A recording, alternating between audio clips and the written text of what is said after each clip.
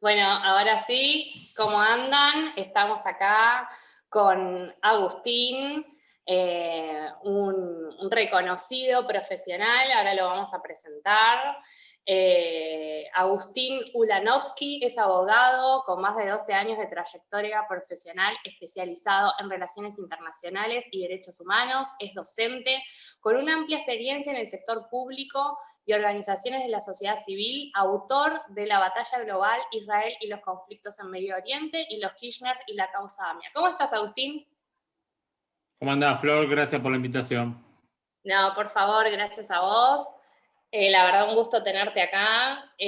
Bueno, nada, ¿cómo andás vos? ¿Cómo te trajo este 2020? ¿Cómo te trató ahora que estamos cerrándolo? La verdad que fue un año muy movido. Bueno, yo arranqué justo cambiando de área. Yo estaba en la Subsecretaría de Justicia del Gobierno de la Ciudad. Pasé a un área nueva que era desarrollo inclusivo para trabajar todo políticas, inclusivo para algunos colectivos postergados. Y en el medio saltó la pandemia y la verdad mi necesidad fue activar en algún rol directo. Así que me puse voluntario en el Ministerio de Salud. Estuve, entre otras cosas, ahí en la Villa 31 haciendo todo lo que fue el operativo Detectar. Y nada, me parecía, importante quienes podíamos poder dar una mano, ¿no? Porque la verdad que fue algo bastante sorpresivo para todos. Y en el plano personal también, ¿no? Yo tengo un nene de 2 años y medio y pasar de... Estaba empezando el año con la adaptación del jardín y de pronto estuvo como 4 meses metido dentro de la casa, ¿no? La verdad que parece ciencia ficción, pero no sé si te pasa a vos, creo que también en la pandemia nos ayudó a redescubrirnos en otras facetas, ¿no? Sí, sí, sí, sí, totalmente. Y aparte, increíble también. No sé si es ingenuidad la palabra, pero uno al principio creía que iban a ser 15 días, ¿viste? Bueno, después de un mes, bueno, sí, ya pasa y ya estamos 10 meses de la primera declaración de lo que fue el aislamiento, que ahora, bueno, acá en Capital estamos con la parte de distanciamiento, pero la verdad cambió totalmente la forma en que nosotros teníamos de manejarnos en la vida. Un poco lo que hablábamos en otras entrevistas Y no que sabemos había. cuánto más, ¿no? No, eso es tremendo. La incertidumbre ya digo, que genera ansiedad, genera un montón de cuestiones, pero también puso en perspectiva, ¿no?, la importancia que tiene repensar los vínculos con lo que estamos acostumbrados a relacionarnos, porque, por ejemplo, bueno, ahora lo vamos a charlar un rato, pero todo lo que es docencia se empezó a hacer a través de Zoom, todo lo que es trabajo, el teletrabajo, que acá en Argentina costaba mucho implementarlo, de repente, bueno, con esto se implementó totalmente, obviamente con un montón de Aceleró cuestiones. todo esto, digamos. Sí, sí, sí, sí, sí, sí. Así que, bueno, hablando justamente de la parte docente, vos sos docente, ¿cómo llevaste adelante este ciclo lectivo 2020? ¿Dónde estabas dando clases antes? Vos sabés que me tocó el doble rol, porque yo soy docente, bueno, fui este año en el Instituto Superior de la Policía de la Ciudad, ahí doy Derechos Humanos y Derecho Constitucional, en el CBC de la UBA también doy Derechos Humanos, estoy en un secundario Política Internacional, y doy, bueno, en la Facultad de Derecho Derechos Humanos, y además, bueno, creamos algunos cursos este año, ¿no? De empresas y derechos humanos, nuevas tecnologías, que es ahí a donde nos conocimos. Pero también fui alumno, hice el segundo año de la maestría en Derechos Humanos. Así que viví, viste, de los dos lados, como profesor, enojado cuando te apagan la camarita, ¿no? Y que vos decís, ¿por qué no lo prenden? No lo puedo seguir. Y por el lado del alumno, decir qué plomo y colgarte con el olé mientras te están hablando y apagar la camarita, ¿no? Así que bueno, digo, Sí. desde los dos lados entiendo los pros y los contras. No, y aparte, cómo se mezcló esto con el tema de la camarita, me pasa con reuniones, me pasa bueno, obviamente yo también estuve cursando, y lo que suele suceder es que uno no deja estar en su casa, y con toda la dinámica de tu casa, o sea, los hijos, marido, la familia, el perro, y a veces son cosas que uno obviamente no quiere mostrar y quiere preservar dentro de su intimidad. No sé si el nene viene, viste, y quiere UPA, no le puedo decir que no, pero no quiero que aparezca en cámara, entonces, bueno, viste, son esas cosas que se van dando, que bueno, va a haber que ver de acá más cómo uno las va manejando. Pero yo creo que le dimos una vuelta de tuerca. Sí, pero ahí hay algo que vos decís, digo, nuestros problemas, entre comillas, voy a simplificar, de clase media son esto de cómo te acomodás, ¿no? Ahora, seguramente lo que hablemos más adelante es pensemos en todos aquellos que capaz tienen, con suerte, una sola computadora y se la tienen que dividir entre varios, o aquellos que no tienen conexión de internet, cómo quedaron fuera del sistema, ¿no? Porque digo, lo nuestro de última es un tema de acomodarse. Yo para tener esta entrevista con vos te avisé, bueno, esperemos que se duerma el nene y es una cuestión a veces de agenda, pero bueno, hay cosas que sentimos y damos por hecho de tener una computadora, tener internet y demás, y no siempre es así, ¿no? No, tal cual. Bueno, ese va a ser uno de los puntos que tenemos acá para hablar. Y un poco hablando de esto, bueno, vos estás en lo que es la Cátedra Libre de Seguridad, Justicia y Tecnología. Contame un poco cómo nace esta cátedra, que yo la conocí a través tuyo, a través de Daira, que aprovechamos y le mandamos un beso, que fue acá un poco la gestora de esta entrevista también. ¿Cómo nace? ¿Cuál es la idea? Bueno, a ver, la cátedra nace dentro de la Universidad Nacional de La Plata. El director es Hernán Nagenson, que la verdad que es, bueno, abogado también, ¿no? Y alguien sumamente generoso y que está siempre buscando nuevas ideas y demás. Y en el marco de esta pandemia dijimos, bueno, ¿qué hacemos, no? Ahora, ¿qué podemos inventar y qué podemos repensar de nuestra realidad cotidiana, ¿no? Y bueno, él tenía esta cátedra y dijimos, bueno, a ver, la verdad que el título nos fue llevando, ¿no? Seguridad, justicia y tecnología. O sea, y cómo impacta todo esto de la tecnología en cuestiones tan básicas y tan cercanas para un ciudadano de a pie como es la seguridad y la justicia, ¿no? Entonces, en ese momento dijimos, bueno, hagamos un curso abierto sobre nuevas tecnologías y derechos humanos, que bueno, inicialmente era de 8 encuentros, y sin demasiada expectativa, ¿viste? La verdad que cuando lo lanzamos era ver a ver qué onda y cómo estaba la gente, y fue una grata sorpresa, porque tuvimos más de 80 inscriptos de toda la región, ¿no? De México para abajo. Y eso a veces también creo una de las ventajas de todas estas tecnologías que nos permite acercarnos y unir distintas realidades y distintas experiencias que en otra medida hubieran sido medio imposibles. Y también lo que te permite muchas veces es acceder a protagonistas y a gente súper formada, que también lo mismo, ¿viste? En clase formato real, de que vayan a un aula y demás, es sumamente más complejo de organizar, pero que de este modo pudimos organizar, ¿no? Con todos número uno. Y la verdad que la experiencia fue tan buena que después lanzamos otro programa que fue de justicia abierta, ¿no? Ahora sí específico en el mundo del Poder Judicial y buscando, bueno, cómo todas las herramientas estas tecnológicas pueden llevar a mayor innovación en uno de los poderes que yo creo que está más retrasado, ¿no? En uno de los poderes más del siglo XIX, como es el Poder Judicial. Así que bueno, nada, a ver, lo que nos pasa es como creo que sos vos también y muchos, es ganas de hacer, ¿viste? Cuando uno va teniendo ganas de hacer, van surgiendo cosas. Tal cual, y retomo un poquito esto de la justicia, del Poder Judicial, que también se vio, obviamente, como vos decís, al estar tan atrasado, nada, les costó mucho reacomodarse en esta nueva modalidad, justamente con todas las cuestiones tecnológicas. De hecho, digo, hasta hace 2 meses todo era papel.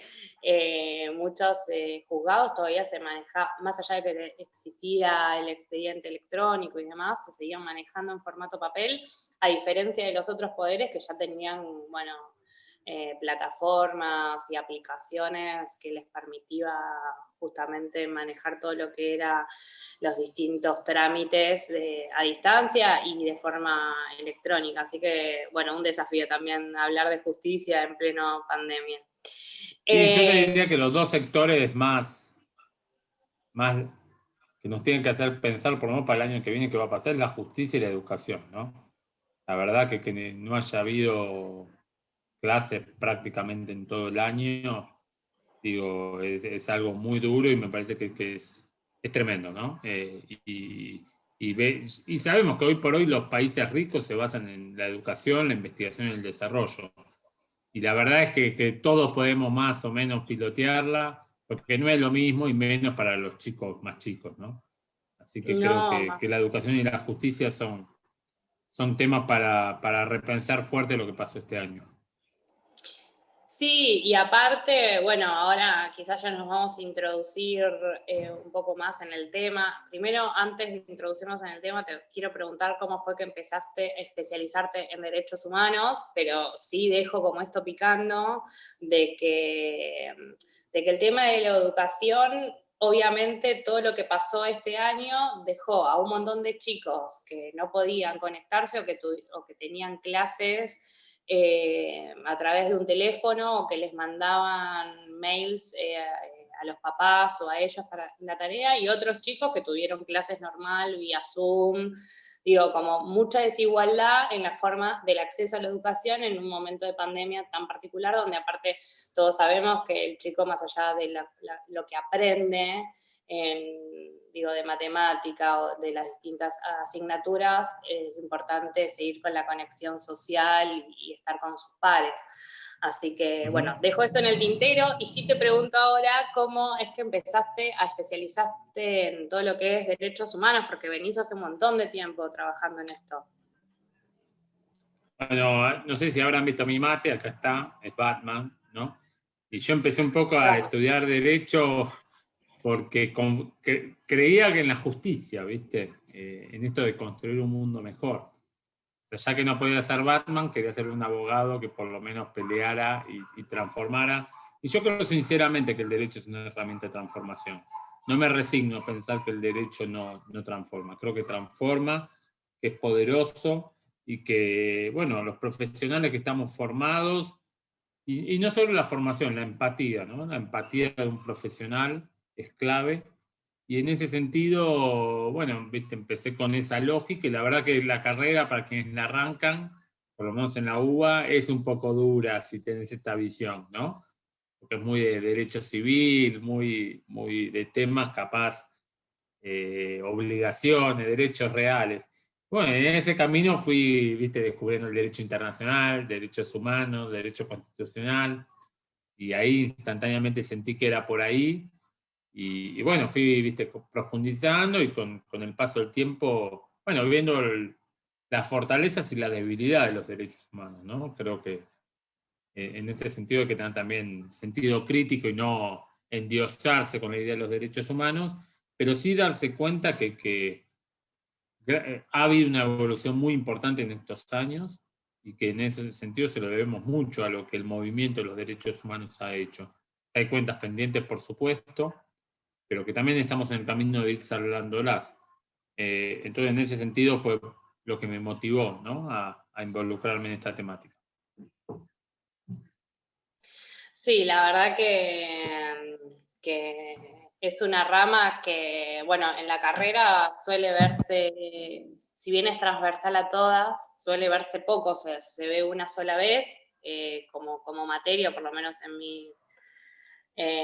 ahora creo que lo que cambiaron el programa tenés un poco más, pero yo me acuerdo que veías derechos Sí, ahora humanos. están en el CBC, entonces cuando arrancás ya te tiran, ¿viste? Nosotros de hecho Ya damos tenés clases en el una... CBC, ya tenés un primer contacto, y después bueno, y después depende de la especialidad que sigas, ¿no? Claro, bueno, obviamente, sí, eso, obvio. Pero bueno, yo por ejemplo, siempre cuento lo mismo. Yo me especialicé originalmente en derecho laboral y, y obviamente tiene mucho que ver con derechos humanos porque todos los derechos tienen que ver con derechos humanos y la verdad que bueno, faltó un poquito ahí una pata que fortalezca el conocimiento en general, que quizás lo veíamos más en lo que es constitucional profundizado, ahí tocas un poquito más el tema otra vez, pero si no te tocó una cátedra copada, lo viste una vez en la carrera y ahí quedó. Así que bueno, y ahora sí te quería decir algo, ¿no? Mirá, antes te corto porque qué loco a veces cuando decimos las palabras y vos decías la carrera, ¿no? Y hay veces que yo me pongo a pensar y es como, ¿quién nos corre? O sea, pues la carrera es algo de correr. Claro. Y se supone que esa etapa de grado debería ser la etapa de formación en serio. Y todo lo que hemos sido alumnos sabemos que a veces, viste, vas a la cátedra más fácil o la cátedra para zafar. Y realmente creo que hay que hacer, ¿no? Un ajuste en la lógica. Yo soy partidario de no decirle más carrera, porque de vuelta, si te recibís a los 25, a los 24, a los 26, no cambia nada. Lo que importa es el contenido que te puede llevar. Y lamentablemente hoy por hoy no alcanza con la carrera de grado, ¿no? Evidentemente el mundo lleva una especialización que hace que bueno, tengas que seguir más allá de ese título inicial. Sí, tal cual. Y aparte también tiene mucho que ver el hecho de que, no sé si te ha pasado, pero profesores que te digan lo de, bueno, la verdadera profesión la aprendés una vez que terminás. Y yo me acuerdo que cuando terminé dije, ¿qué hago ahora con el título? No sabes. Sí, cuando decís, no es que no sabes nada, sabes un montón de cosas, pero al mismo tiempo sentís que no sabes nada, y eso sí, tal cual. No sé si en otras profesiones pasa de forma similar, pero bueno, a nosotros quizás nos falta un poco más de práctica, un poco más de terreno. Si vos no venís trabajando en un estudio jurídico o en el Poder Judicial o en la administración pública o no sé, donde sea, quizás te recibís con la única experiencia que tuviste en el práctico. No, sí. Por eso durante la carrera, el que puede, yo creo que hay que laburar, ¿no? Sí. No solo por el hecho de hacer plata, sino por esto que vos decís, de tener calle, de entender cómo es la carrera en la práctica y de poder agarrar esas herramientas de ir a un juzgado y saber qué decir, ¿no? Sí, y también poder llevar justamente a la práctica conceptos que te parecen súper abstractos cuando los ves. Cuando vos ves la carrera de procesal, si no viste un expediente, es imposible imaginarte cómo es cursar procesal. Es tremendo, o sea, te hablan de plazos, te hablan de... Y bueno, nada, sí, la verdad que mucho cobra sentido después en el práctico, que es un año, pero bueno, estaría bueno que el que puede, va nuestro consejo, podés decir que va el consejo de Agus, el Agustis. Sí, de los dos. El que trabajen mientras estudien. Bueno, ahora sí, vamos a hablar un poco de lo que son derechos humanos. Nosotros en realidad vamos a hablar más de lo que es la cuarta generación, pero si hay una cuarta generación, quiere decir que hay unas tres primeras. ¿Querés contar un poco de qué se trata cada generación y cómo es que llegamos a la cuarta generación? Bueno, siempre, viste, cuando hablamos de derechos humanos está la discusión de cuándo empezaron los derechos humanos. Y hay algunos que te pueden decir que empezaron en el año, no sé, con los griegos en el año menos 400, ¿no? Bueno, yo soy de la colectividad y seguro alguno va a decir, bueno, arrancó con Moisés y los 10 mandamientos en el año 1200 a.C., no sé. La realidad es que si hablamos de derechos humanos como lo entendemos en la modernidad, yo te diría que la fecha clave es 1945-1948, ¿no? El orden de posguerra, después de lo que fue la tragedia de la Segunda Guerra Mundial y del Holocausto, y de entender de que era necesario cubrir algunas normas que los estados no pudieron a su antojo tocar, ¿no? Hasta 1945 cada estado hacía lo que quería con sus ciudadanos. De hecho, así pudo Hitler decir de un día para el otro que los judíos, los gitanos, los gays, todo eso no eran ciudadanos, ¿no? Eran ciudadanos de segunda o ni siquiera ciudadanos. Entonces, a partir de 1945, el aprendizaje que toma la humanidad es que tiene que haber ciertos derechos que sean inalienables, intocables y demás. Y así se va construyendo los derechos humanos y en 1948 se declara la Declaración Universal de los Derechos Humanos. Bueno, y ahí, ¿qué empezamos a hablar? Vamos a empezar a hablar, primera generación son los derechos civiles y políticos. Y esos derechos civiles y políticos sí tienen que ver con quizás los que antecedían, ¿no? Que era básicamente que la gente pueda votar, que pueda ser elegida, que pueda formar agrupaciones, que no sea torturado, que si tiene los derechos, ¿viste? Y garantías judiciales. Todo eso conforma un pack que le decimos siempre los derechos de primera generación. Pero ¿qué pasó? Nos fuimos dando cuenta que con eso solo no alcanzaba, que había que poner una segunda generación de derechos que tuviera que ver con lo económico, social y cultural. Entonces ahí empezamos a trabajar todo este tema de derechos laborales, que es la especialidad que vos te dedicaste. Los derechos económicos, es decir, está perfecto que podamos votar. Ahora, si no tenemos para comer, no tenemos un techo, ¿esto sirve de algo? Derecho a la salud. ¿Tengo derecho o no a que el Estado me provea un servicio básico de salud para cuando estoy enfermo? Seguridad social, etcétera, etcétera. Después, con el tiempo, y esto es a mí lo que me gusta de los derechos humanos, ¿no? Que son dinámicos, que se van acomodando de acuerdo a las necesidades de cada época. Y se fue advirtiendo, como tercera generación, unas nuevas necesidades vinculadas con qué, principalmente con lo ambiental y con lo colectivo. ¿Y cómo se materializó eso? Bueno, por ejemplo, con el derecho que tienen las comunidades indígenas a la consulta, o el derecho que tenemos todos para hacer acciones colectivas. Y ahora lo que estamos empezando a debatir son los de cuarta generación. Y los de la cuarta generación tienen mucho que ver con las nuevas tecnologías, ¿no? ¿Y qué hacemos frente a las nuevas tecnologías? ¿Qué derechos tenemos? Claro, es algo que está ahora, digo, estamos viviendo esta cuarta generación, todavía la estamos definiendo, no es que ya tenemos conceptos arraigados como bien contaste vos. Sin embargo, hay ciertas cosas que sí se incluyen y hay ciertos conceptos que ya se estuvieron hablando hace bastante tiempo, como los derechos humanos, o sea, la tecnología como derecho humano, Internet como derecho humano. Bueno, no sé, decime vos esto de que este concepto del acceso a Internet es considerado un derecho humano y en este último tiempo, sobre todo en el 2020, se estuvo hablando muchísimo sobre esto y también quedó en evidencia la importancia que tiene Internet y las tecnologías en la vida de todas las personas. Bueno, vos lo dijiste mejor que yo. Digo, realmente hoy por hoy quedó en evidencia, ¿no? Que tener acceso a Internet es una herramienta indispensable. Y pensémoslo un segundo y quizás acelerado por esto de la pandemia. Hoy por hoy vos tenés turnos médicos vía celular, vía así también reuniones virtuales. Educación, ya hablamos antes de las clases que se dan por esta vía. Teletrabajo muchas veces se da también de esta forma. Las reuniones familiares, ¿no? Yo mi cumple fue en mayo, digo, me soplaron la velita vía Zoom, el cumpleaños, ¿no? Entonces nos damos cuenta de que muchas cuestiones básicas de lo que hace a la humanidad y a la sociabilidad, hoy por hoy están intermediados por las nuevas tecnologías. Entonces, realmente, yo creo que ya las tecnologías dejaron de ser un medio para pasar a ser ya un derecho en sí, ¿no? Antes quizás lo podíamos entender como un medio para concretarlo. Pero hoy nos damos cuenta de que ya se han vuelto, como te digo, ¿no? Un fin en sí mismo.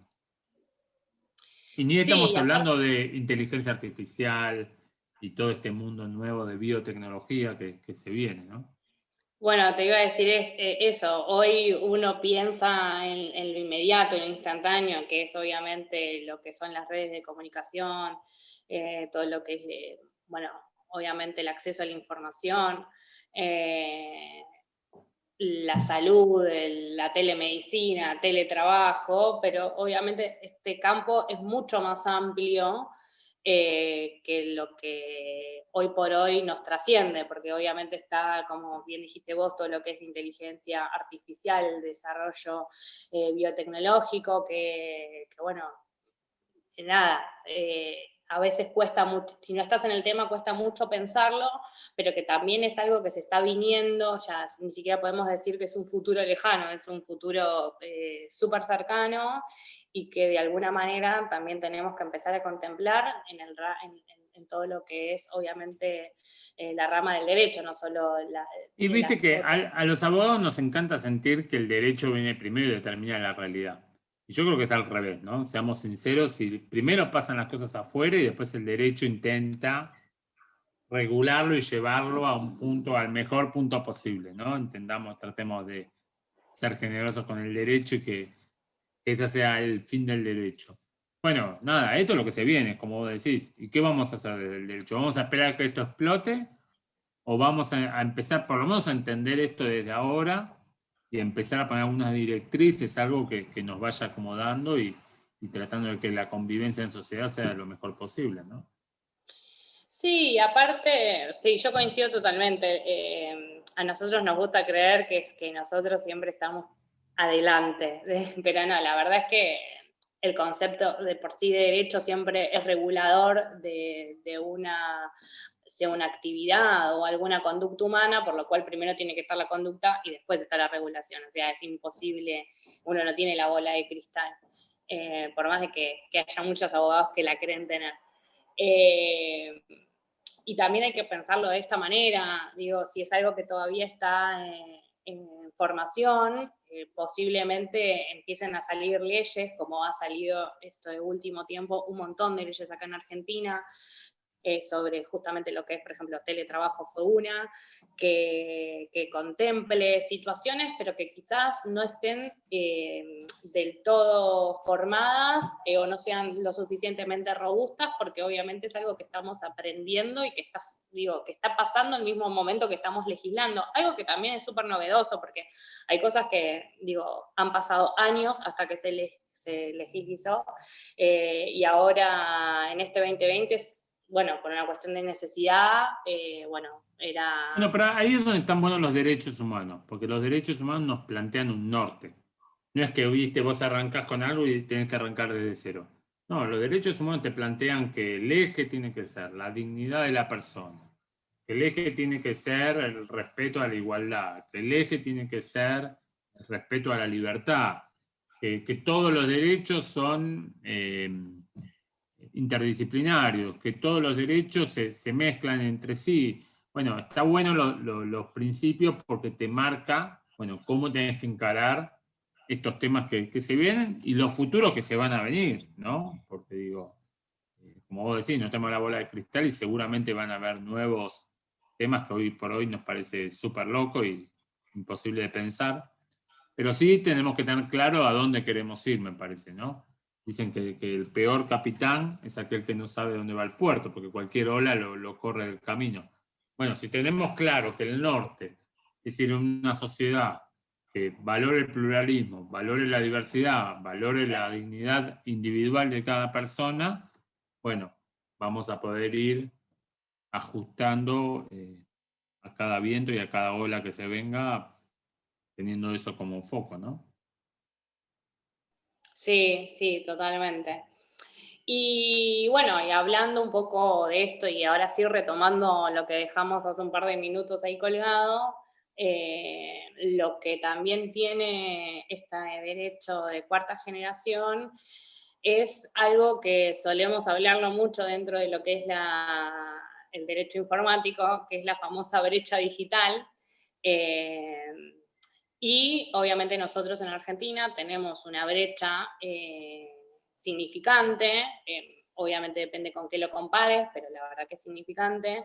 Y me pareció interesante algo que se habló cuando estábamos cursando este año, que uno a veces la brecha digital tiende a definirla de forma numérica, pero si vos tenés, obviamente, podés tener 100% de conexión a Internet, pero si esa conexión a Internet es mala, en realidad ese número no es del todo fiel.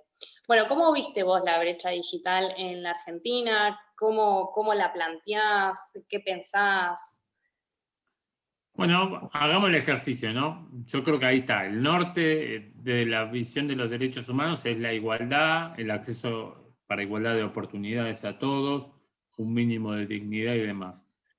Yo estoy en un contexto de clase media, media alta, que tenemos ciertos derechos básicos satisfechos y nos podemos permitir pagar, por ejemplo, un internet bueno.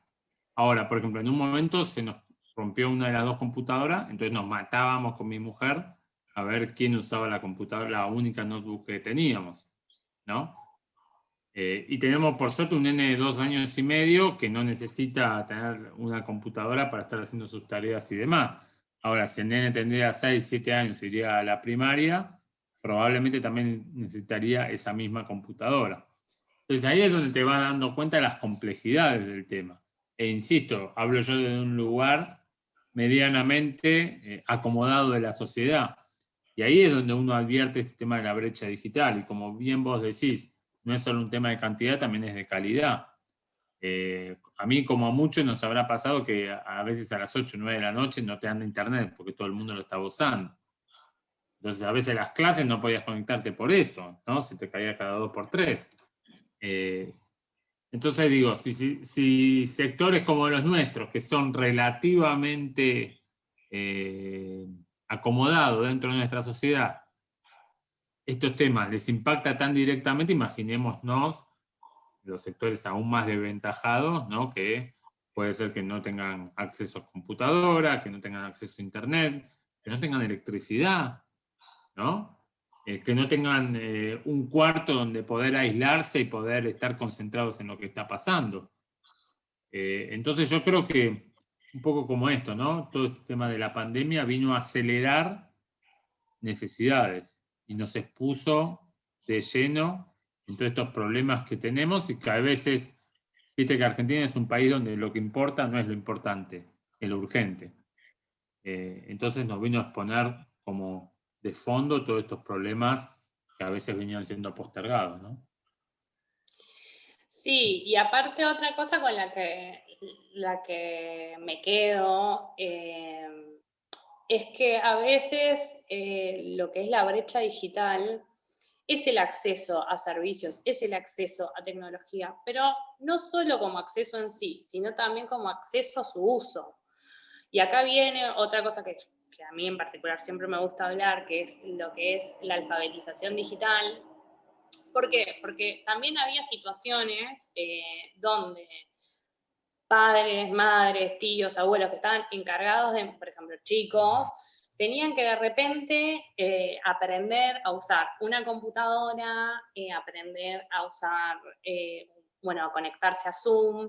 Entonces ahí se empiezan a ver que no solo es una cuestión de desigualdad en cuanto a lo que tenés como herramienta o si tenés conexión, sino también a, bueno, el cuidador de ese chico o el chico en sí, tener que aprender a usar la tecnología sin ningún tutor, porque el medio que lo tuvo que hacer, digo, como pudo. Sí, yo te doy dos ejemplos. Uno, mi viejo tiene 66 años. Mi viejo no usa WhatsApp.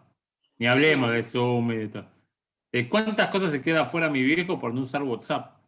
¿No? Entonces digo, como decís, hay mucha gente que justamente por no estar canchero o no tener, viste, la cabeza para dedicarse a entender cómo funcionan estas cosas, bueno, evidentemente hay cosas que se pierden. Y después el otro, ¿te acordás? Lo que fue la jubilación, el pago de jubilaciones, creo que por abril, el Sí. escándalo ese. Bueno, ahí también te demuestra, ¿no? Que la cultura de los jubilados en general es ir a la caja, agarrar toda la plata e irse a su casa. Podemos discutir si eso es lo mejor o no, probablemente no, y hay formas mucho más prácticas, pero vos con la sociedad lidiás con la cultura de esa sociedad, no podés desconocer que en la cultura del jubilado esa es la realidad. Y ahí también, ¿no? Quedó tremendamente expuesto eh, el problema para las generaciones más adultas cuando no están imbuidos de todo este tema de las nuevas tecnologías. Sí, y aparte, bueno, ni hablar, la tercera edad en todo lo que es la tecnología siempre es la que viene más atrás. Y aparte hay una cuestión de que cuando se piensan políticas de Estado, como por ejemplo todo lo que es trámite a distancia, el acceso a la información pública, que yo amo hablar de acceso a la información pública, o sea, siempre que puedo lo tiro, y ponemos como herramientas casi exclusivas, porque en este 2020 fue exclusivo, pero más allá de eso, hoy por hoy hay trámites que ya no se hacen presenciales, que se hacen siempre a distancia, o sacar turnos, hoy que te atiendan por teléfono, cualquier empresa de servicios, es una locura, sí o sí tenés que recurrir a Facebook, a Twitter, a un mail. Deja fuera a una gran parte de la sociedad, no del uso, como decíamos, de herramientas, sino de otro montón de derechos que se terminan, obviamente se terminan utilizando, se terminan cumpliendo a través de la conexión a internet, o a través de una computadora, o a través de un teléfono, como decías al principio, digo, no es solamente el teléfono, solamente la conexión a internet, termina siendo la piedra angular para el ejercicio de otro montón de derechos. Y a nivel mundial, ¿sabes qué se ha hecho para reducir esta brecha digital y hacer una inclusión de lo que es la alfabetización digital como política de Estado? Bueno, ha habido, viste, muchas iniciativas este año donde, bueno, fondos internacionales para tratar de esto, desde repartir computadoras y demás, hasta mejorar la infraestructura, ¿no? Porque muchas veces el problema también acá que hay es de infraestructura, no es solo de tener la computadora, porque si vos no tenés la red de fibra óptica, no se mejora. Pero bueno, sí, yo lo que creo que en la agenda internacional, este tema de la pandemia, como venimos diciendo siempre, si yo tengo para un título a esta entrevista es, la pandemia vino a acelerar todo, ¿no? Y evidentemente, por ejemplo, ahora aplicamos justo un fondo internacional para Fundación Carolina que pone el foco en estos temas, ¿no? De las disrupciones tecnológicas y cómo se manejan en el COVID. Y yo creo que bueno, el mundo está girando hacia ahí, hacia esa atención. Y bueno, digo, en este sentido, para los profesionales como vos que se quieran dedicar en derecho informático y desde el lado del derecho, creo que se viene tiempos de oportunidades profesionales también, ¿no? Porque bueno, no son tanto los especialistas en la temática. Sí, sabes que antes de ayer que hice la entrevista con Guille, que va a salir en estos días, un poco Guillermo, que hace muchos años que viene hablando sobre, bueno, que viene trabajando en derecho informático, decía esta cuestión, ¿no? Que hoy es una especialización más, pero que a la larga el derecho informático va a ser derecho, digo, va a estar, es transversal a todas las otras ramas, y que, bueno, vas a pensar el trabajo, y dentro de lo que es la relación contractual laboral vas a tener que pensar la pata de teletrabajo, en salud la telemedicina, historia clínica, electrónica, bueno, las relaciones con las administraciones públicas a través de formatos digitales, cómo de a poco también, ¿no? La tecnología va avanzando en convertirse en parte de nuestra vida casi en un 100%, y regir nuestras relaciones y nuestra forma de trabajar y de educarnos, y la salud, digo, siempre mediados a través de una herramienta tecnológica. Así El que bueno. segundo consejo que podemos dar es especialícense en este tema que va a haber trabajo. Sí, que va a haber trabajo. El segundo hago tips va a ser especializarse en tecnología y en derechos humanos. Porque también un poco lo que, como vos decías, lo que termina, toda cuestión nueva termina dejando en jaque justamente las cosas que hay que mejorar, pero siempre en vista de lo que son los derechos humanos como foco de una sociedad. Bueno. Yo creo que hasta ahora es lo que mejor tenemos. No sé si es es impecable, pero creo que es lo mejor que tenemos, así que está bueno, con sentido crítico, impulsarlo, ¿no?